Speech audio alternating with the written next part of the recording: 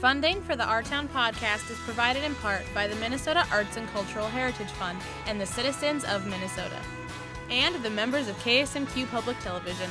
Thank you.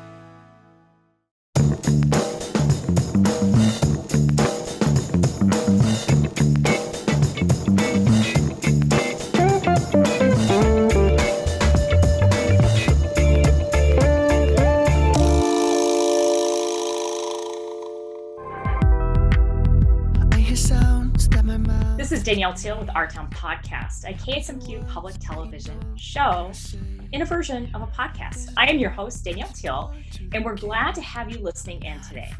We have a great show for you. We're going to welcome Kathleen Harrington, president of the Rochester Chamber of Commerce. Welcome, Kathleen. Well, thanks, Danielle. It's great to be with you today. Good to be with you too. So as everyone can see with our lovely backgrounds, we are actually working remotely and doing the show remotely. So if you could share a little bit about your role at the Chamber of Commerce and also how things have kind of changed a little bit for you. Well, I'm happy to do that. And I thank you so much for this opportunity. It's really great to be with you and your viewers. The work at the Rochester Area Chamber of Commerce has always been about service. The kind of service and how we do provide that service has had to change. So the team there, an amazing team, I'm so blessed to work with, an incredibly talented group of people, have been able to pivot so quickly to providing different ways of providing information, education, and ensuring that we're still doing the advocacy that business, especially small business, needs today more than ever. So things have changed, programs have changed, way of delivering them has changed, but the spirit of service has not changed. The intensity of that service has gotten greater, but we're hoping to meet that challenge every day together as a team. You froze. I did. So did you. Well, that's the limitations of doing this remotely too. So we'll keep moving along. Okay. So your staff, are they all working from home or are they going into the office? How's that working out?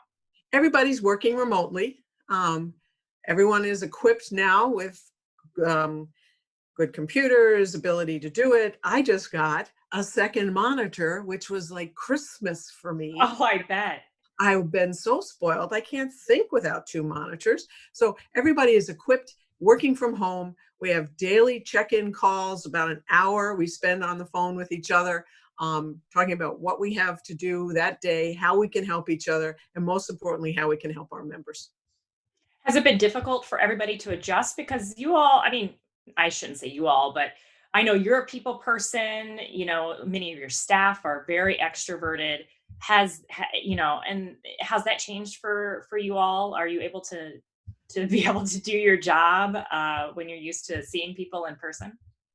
Well, you know what I think has taken precedence here over personal needs is the imperative of what we have to do. Mm-hmm. I mean, we figured out, all right, we just have to link arms virtually and bull our way through this, get this work done, be absolutely dogged in getting it done. So we ask every once in a while, how's everybody doing? I mean, we have one woman who's got 4 children at home. She's in a similar situation to you. I mean, educating 4 children. Mm-hmm. I mean, I do respect online learning, et cetera, but parents have a huge responsibility here. So Cheryl is working with keeping her 4 children on track and occupied while doing her work. Others have, fewer children at home, but many more distractions to that. So people are juggling. I mean, when I read your Facebook post, Danielle, about the girls and how they're in this, the challenges of keeping it all together, it's really hard for everybody. But it is. Everybody's facing something, aren't they, during this? Yes, absolutely. Yes, I'm kind of getting much more in touch with my inner introvert than I ever thought. I knew sometimes, being out there, it can be challenging, but I have been really fortunate just to have good, meaningful work to do, keep my mind going and my heart focused on service.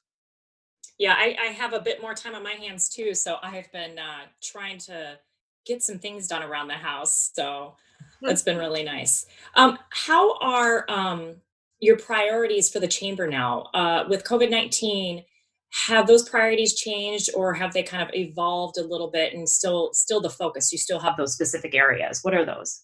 Well, our mission and vision and values have not changed, but how we execute that has changed. And we've really now focused on providing credible, reliable, and swift information to people. And so we redid our whole website in a matter of days. Oh, wow. A matter of days, and it contains the most comprehensive, inclusive information, probably that I recommend anybody use to understand what is being asked of them. Secondly, we've really had to work on educating, sharing information real time with people. We've done that through a series of webinars. The government, federal and state and local, have responded to the need, especially for small business.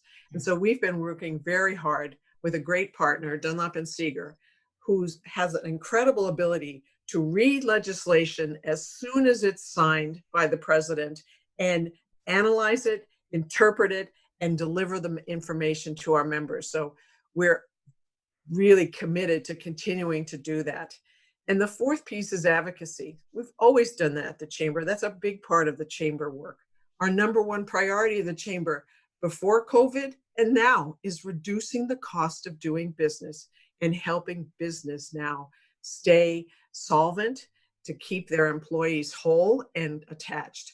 So we've been working on a number of advocacy issues, the most prominent one of which is encouraging our state government, our governor, our state legislature, and even our county government to defer the payment of property tax for at least 60 days. Mhm. Right now, business needs to conserve what capital it has to reduce those expenses. Not to pay those taxes right now is so, so important. Just today, we wrote to the Senate chairman of the Taxes Committee and said, we applauded him for having a hearing on this important issue. And we said, whatever we can do to help your colleagues understand this is essential. We're really fortunate in our community that Olmsted County understands the need to do this. And I think they're very sympathetic. But a statewide solution would be best for the whole state. But we've also spoken to the county about this important issue for everybody. Right. It's a scary time right now for small businesses. I'm seeing a lot, in our social media news feeds of this concern.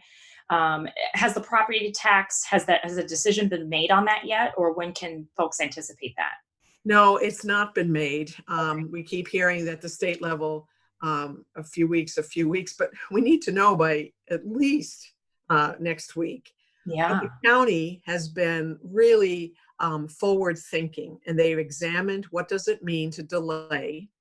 They had a meeting about that last week, and I think we may see some action in the county this coming week to discuss it and maybe vote. We're encouraging them to vote positively to help businesses and residents defer these taxes. People need to have the cash now. Mhm. They need to be able to pay the employees they do have now. So it's imperative that this get done, Mhm. as well as other things. I mean, there are many other ways that government is working to reduce the cost of doing business, and we're encouraging all of them. But this is a huge lift for government and a huge priority for us. What are some other ways the chamber is helping to advocate up in the state? You had mentioned that there were some other things that can be done. What are those things? Sure. Well, the state legislature has been really good about looking at COVID packages, supporting much of what the governor has done. So, we'll be working on things from unemployment insurance to helping the state encourage the ability of restaurants to sell wine and beer when they have curbside pickup for food. So it goes from, each sector has a different need. So we have been advocating for things like telemedicine, um, uh, suspension of certain licensing requirements. So it's a broad array of issues. We're now participating in conversations about how and when do you start to open up the economy. And this is going to be a huge decision. What has been the discussions around that? Well, the governor has a task force that he's assembled, asking businesses, and I'd ask your viewers if they have businesses to go to the DEED website and provide any information they have about ways that they've employed to successfully social distance and protect employees and customers. So I think the state is genuinely looking at how do you do this? Nobody's going to flip a switch. It's not going to be one day it's closed, another day it's open. It's going to be gradual, phasing, deliberate, analytical, based on what can we do to make sure we get the economy going again, but protect people, because this is such an unknown. It is, and the models are showing how we could be okay in a certain time frame and then revert back. And so with those models, are they also making contingency plans during that, just in case we have to, implement the shelter at home again and that sort of thing, because it is so unknown? Well, I think one of the things our leaders have the benefit of is seeing what happened in other countries. And there's a lot of analysis of what's happened in other countries. I think that's going to be affecting the decision-making in this country, but we're at a tension point. I mean, people are feeling the pressure. Businesses, families, employees who've lost their jobs are feeling the pressure and the need to get back to work. But it has to be done in a way that's public health is priority. And how do you do this in a smart way without risking public health and relapse, as you said? Right. I did notice that some small business owners have shared that they are not able to get unemployment right now. What's the plan for that? Has that been, are they working on that? Are they trying to sort that out? They can't get unemployment? Can't get unemployment. Well, I think there's, I don't know if there's an eligibility question or the access to the system. I mean, the demand. I think it's eligibility. Has been huge. Okay. Some people are, in the past, the CARES Act, let me back up, Danielle, the CARES Act, which passed in the federal government, for the first time ever, allowed independent contractors, self-employed people, folks who work in the gig economy, to be eligible for unemployment insurance. So they're eligible. However, the system isn't set up yet. The state operates unemployment insurance, but they don't have the infrastructure yet. They're going to get it. They're building it as fast as they can. And people are advised, those independent contractors, self-employed, gig workers are advised, apply now. You're not going to have it, right away. But that's a big part of the problem. They don't have the infrastructure ready. That's good information.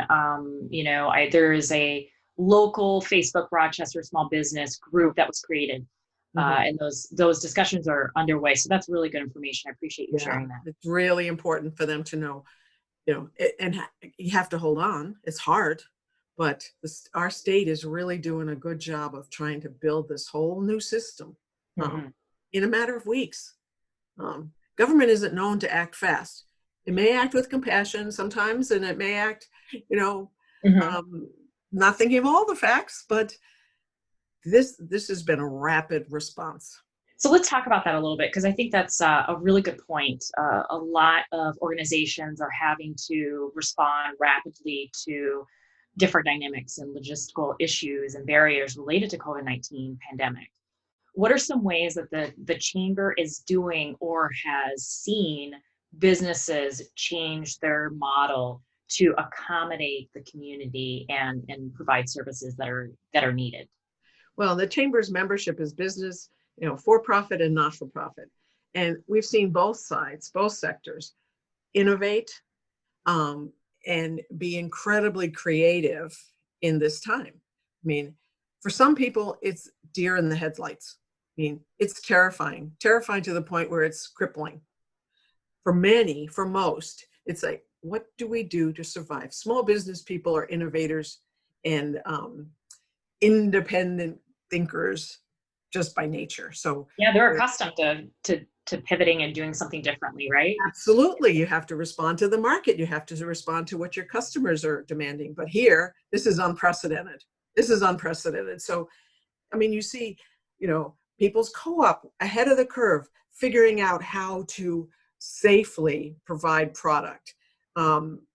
People being very generous with their food, providing support and for families in need. So we're finding tremendous generosity, innovation, creativity in the face of this amazing challenge that we've never experienced in our lifetime. I mean, from the gig worker to Mayo Clinic, everybody's touched. No one is exempt from this. The community definitely and organizations, are stepping up. What's a positive story that you've seen in the small business sector that has really resonated with you and just a good example of really coming together? Well, I've seen so many, Danielle, and I am not as a witness to the acts of kindness that you are. So I don't think my stories could compete with yours, but what I see is real creativity, like White Space, Sarah Miller pulled together a program to help local small businesses by encouraging people to create their children's Easter baskets by purchasing from the small businesses around each other. And, people made money, that it was valuable, but the real value is people connected with each other. We're going to be stronger after this. I think people are going to know each other better. They're going to appreciate each other more. So I've seen lots of stories like that. Just look at the stories that are out there of businesses that are providing lower cost lunches to, frontline healthcare workers. So amazing generosity. And free meals to kids too. Oh my gosh, free meals to kids, helping, businesses like the one in Lake City that totally turned its operation around to make PPE. Oh yes, it wasn't even their focus, was it? No, it was not their business model. They totally turned they used their capacity, but turned it around to meet that dire need. That's innovation. That's ingenuity. I goosebumps just thinking of that, because the other one I'm thinking of is the company that made hand sanitizer. Yeah, exactly. The distiller. I mean, they totally changed their operation, to focus on that as well. People do show up. People care, and I just think it's really important that we talk about that. Well, you know what? One thing, Danielle, I think sometimes because we all live in the shadow of Mayo Clinic, this phenomenal institution with so many thousands of employees now who are affected like probably never thought they would ever be. But 1 in 3 jobs in our community comes from small business. 1 in 3. That's amazing. Yeah. Small business is the most fragile part of the economy, but it is one of the most innovative parts of the economy. And this is what I think we're seeing. They're about constantly changing themselves, having that ability to turn on a dime when they have to and be resilient, but they're also suffering. They're suffering deeply and trying to keep employees attached to them. It's really hard when you're not making and selling product. You can't operate a restaurant. How do you keep your waiters and your waitresses employed? Especially, and they're not the people who are on tip, most of their wages were from tips.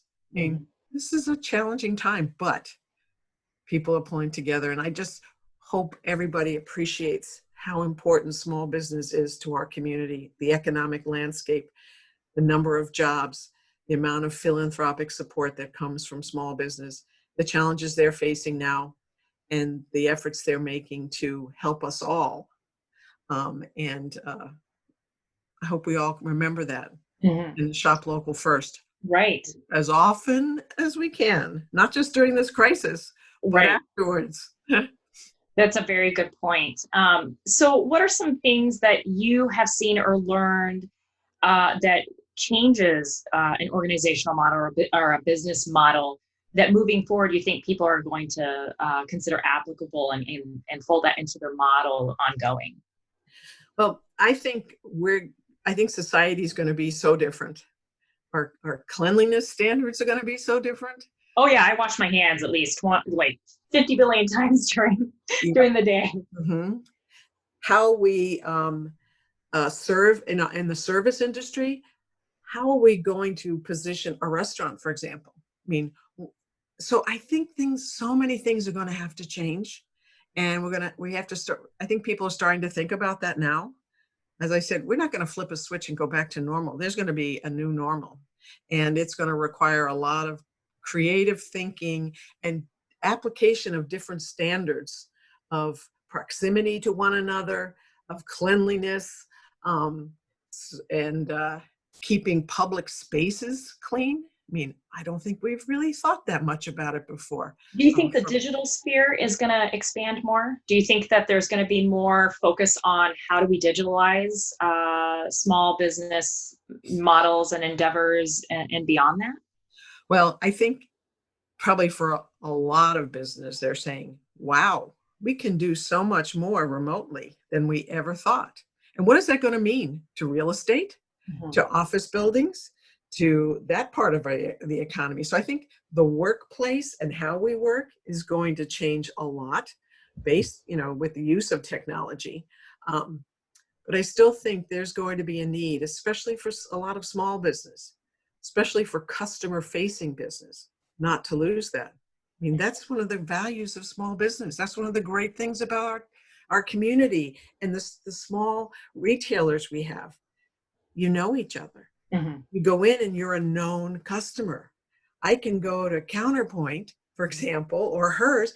They know me. They know what styles I like. They know what my preferences are. I can't do that online with a big retailer. That value cannot be lost. It will not be lost. That human connection is going to be something we always crave. Yeah, And there's something to be said for people knowing your name when you go somewhere, and that personability and sure, hospitality. yeah, I Absolutely. mean, Cheers was a popular Yeah, show for a reason. yeah, good model for that. What are some ways the chamber is offering support so that our listeners and viewers have that information if they're looking for it? How can they find information on support for this small business and other priorities that the chamber is doing in the midst of this pandemic? Well, first of all, people should know we serve everyone now. We are a service organization to the entire community. Or not and the website is available to everybody. It has really every single government agency, and the programs are highlighted. It is all there for you. It's and what's also there is a celebration of community. In Mm. addition to really good information about programs and support that's available, we are featuring our TV stations that tell us, what businesses are open. A radio station that's highlighting small business once a week, and the organizations that are collecting money to support our nonprofits. So we're featuring parts of the community, and you have access to information that the community is sharing with one another. We're And you're doing celebrating the community here. That's So perfect. You're also doing webinars too, correct? Those webinars, so people can find information about that on there as well. oh yes, thank you for that. The webinars are all there. If you're interested, just go there and sign up, and we'll send you the links. And our webinars are in 3 different categories. One is operational. What can you do now to access all the programs and support? Second one is we've started, and we're calling all of our series "Stay Strong, Stay Productive, and Stay Connected." The second one is about our mental health. How do we stay connected with each other, stay strong, stay resilient during this time? And the third one you'll see is really geared towards dialogue in between different businesses and sharing information that can help everybody. So the webinars are there, they're free to everybody, and we invite anyone to attend. And Kathleen, is there anything else that you want to add that would be helpful to people in the community that are looking for support or just guidance? Well, that's a tough one, Danielle. I guess I'm a glass half full girl. So what I want to say is, please know we're there to support you. And I'd say this community is really there to support you as well. But please go to our website, use that, call anytime with ideas or questions. Numbers and emails are on there, but it's www.rochestermnchamber.com. Please use it. Please know that we're there to serve. We have a heart for service, and it is being put to the test. Okay, here's the final question of the hour. You ready for the 30 minutes? Okay. What's your favorite taco? Do you like tacos? Because you know I'm a taco fanatic. So I need to know. Oh my gosh. Yes. Well, I don't know if I could say the restaurant, but I love the pulled pork taco at Taco Jed's. Oh, so good. Yeah, and I actually like their fried chicken taco. Delicious. Oh, I've not had that. Oh, it's good. But the more I think, this is really dangerous. I know. I remember many years ago in college with the freshman 15. I think now it could be the quarantine 15. So I gotta watch it. I know. We're definitely going to have to ensure that we fit in workouts during the day while we're home, right? Oh yeah, the thought of putting real shoes on ever is really not fun. Well, Kathleen, I want to thank you so much for being on the show. You gave some really good insight, and I know that's going to help our listeners and viewers for this. Well, thank you, Danielle, for the opportunity, and please encourage everybody just to come and put your hand out and ask for help, and we're happy to be there for people. Awesome. Thank you so much for tuning into Our Town Podcast with KSMQ Public Television. I would like to thank our wonderful producer, Annie, for her amazing producing skills for the show. Leave us a review, and if you liked what you heard, subscribe. Catch up with us on Facebook or Twitter at KSMQ, and you can hashtag that Our Town. Tune in next week for more on Our Town. I thought it was dead. Hey, hey, hey.